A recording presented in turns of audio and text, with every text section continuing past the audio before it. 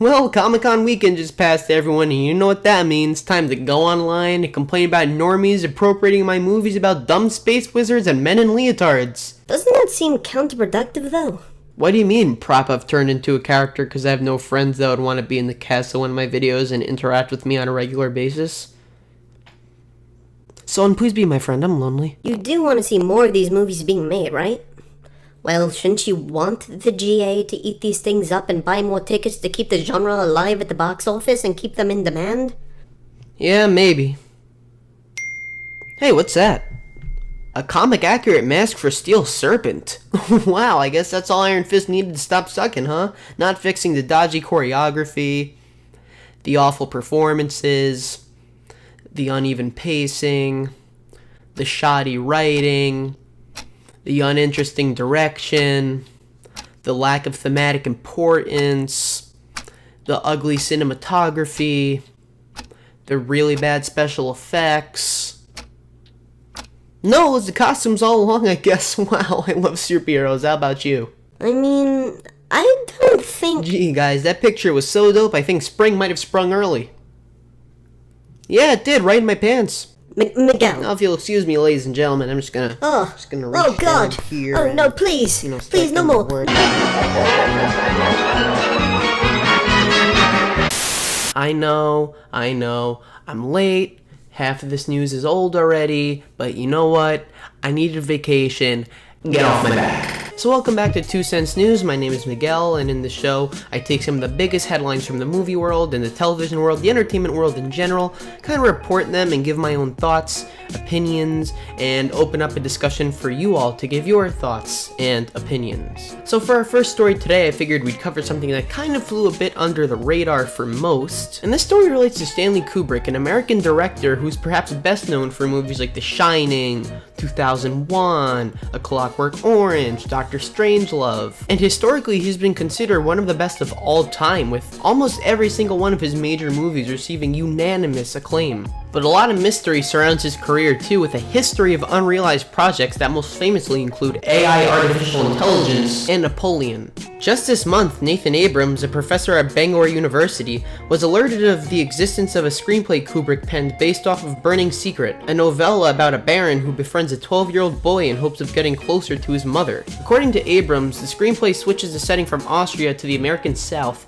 and does away with any references to the mother and son's Jewish heritage. Speaking on the script, Abrams says he can only assume Stanley thought it was good, and that seeing it published in its current state would be fantastic, even hoping that somebody might adapt it to a feature film one day. Now personally, Kubrick is one of my favorite filmmakers of all time, so hearing that some of his work has been uncovered that we have yet to see as a public, that's definitely interesting, and I'm definitely going to be following this story closely because I certainly, if this gets released, I will definitely be buying it, I will definitely be reading it, and hopefully it lives up to the high bar Kubrick has raised for himself. There's a chance it won't be as good as his best work, but it's still definitely something to keep an eye on. And moving on, I'm excited to announce the first of many TCN speed rounds, where I kind of touch on some of the more important headlines that have come out in the last week, but don't really require more than a brief mention or touching upon. And since San Diego Comic-Con just passed, I figured it would make the most sense to take a look at the more exciting announcements to come out of that,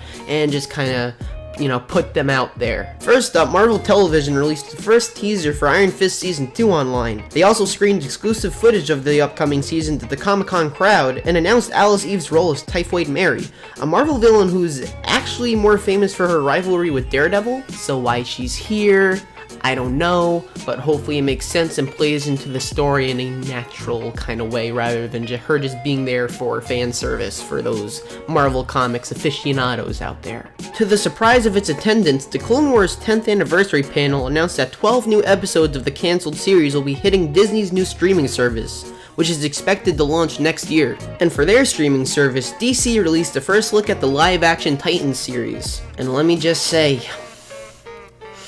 ow, that edge though. Glass, the sequel to both 2000's Unbreakable and 2017's Split, had its first trailer released online.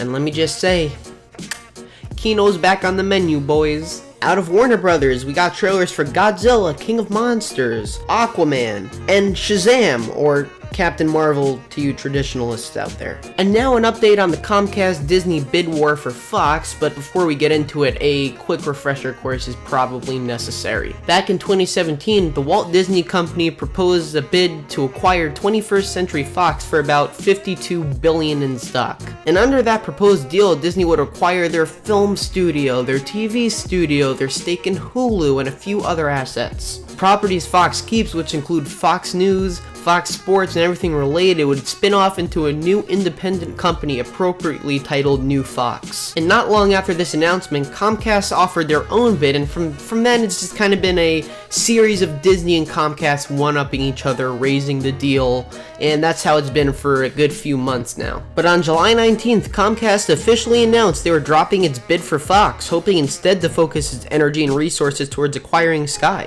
This leaves Disney in a really powerful position at the box office and on television. Now, a lot of movie press outlets have taken this story and focused it in on the MCU, about the X-Men, Deadpool, Fantastic Four, Doctor Doom, Silver Surfer joining this universe, and yeah, you know, that would be good to see.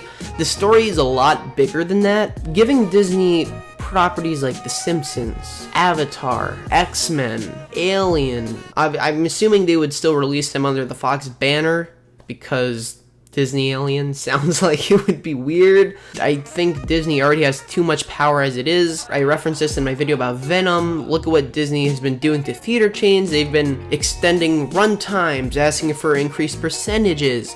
And with acquiring some of these new franchises, they would own an even bigger chunk of the profitable blockbuster box office, which gives them more leverage over the theater chains and more power to do as they please. And of course, that is not good for the industry. One company having a sizable difference in power from everyone else is good for no industry. And I'm not saying it's a monopoly, because Universal's still out there, Lionsgate is still out there, you got other guys out there doing their thing. I do think that this is approaching pretty much Disney ruling the box office, if not having the whole thing.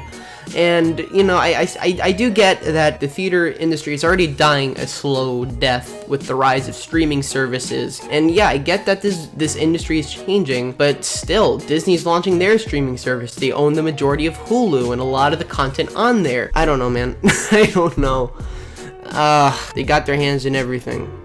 And I would rather it not be this way, but what can you do, right? Who am I? What can I do? What can I say? And now for our last story of the day, let's see why Dan Harmon and James Gunn are in the news. James Gunn is a filmmaker perhaps best known for writing and directing both Guardians of the Galaxy movies for Marvel and his earlier career with Troma, where he made Tromeo and Juliet, which at this point is a cult classic. Dan Harmon is well known for his work on television, having created NBC's Community and more recently and more popularly, Adult Swim's Rick and Morty. Both creators are well regarded by the industry and its followers, which is what made these scandals take the movie news press by storm, essentially. Mike Cernovich, a far-right internet personality, is credited with digging up old tweets of Gunn's which make light of such controversial topics as rape and pedophilia. As a result, Disney was swift to sever ties with Gunn, releasing him from his directorial duties on Guardians 3 and likely leaving the entire project in purgatory. Dan Harmon, who had a notable presence on Twitter, has deleted his account in the wake of an old skit of his resurfacing. Daryl, a two-part spoof of Dexter from 2009, features Harmon breaking into houses and simulating sex with plastic baby dolls to prevent murder,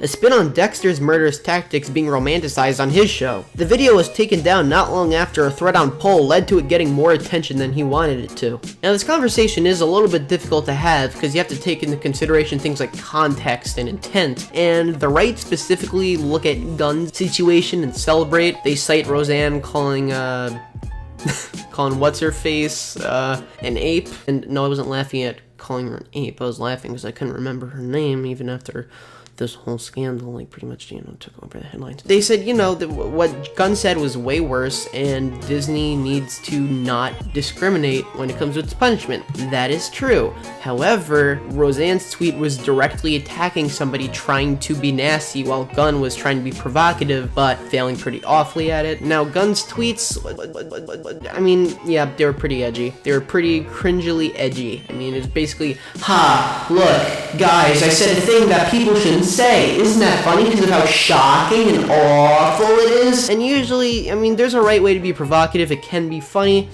that was not the right way. I think this thing with Gunn, it also applies to Harmon, especially because Harmon was pretty much the same thing. He was trying to be provocative, and at the same time was also trying to expose people for being ridiculous, for accepting one awful thing in the name of justice and not the other. Basically, the premise of this skit, or at least Harmon's contribution to it, was them saying, hey guys, you know you're still expecting a really shitty thing, right? And so he took that concept and just replaced murder with a different terrible crime, and people trying to paint that as some sort of like advocacy on both of these guys' part for pedophilia, I think is ridiculous. Especially Harmon. The goal is pretty clear in trying to spin that as being advocacy for pedophilia is like saying coonskin is advocacy to make fun of the way black people look, and that is clearly not the case. You just have to look under the surface level, which people tend not to do, and it drives me fucking crazy. As always, thank you for watching, and be sure to leave your thoughts and feedback in the comments. My name is Miguel, and that's my 2 cents.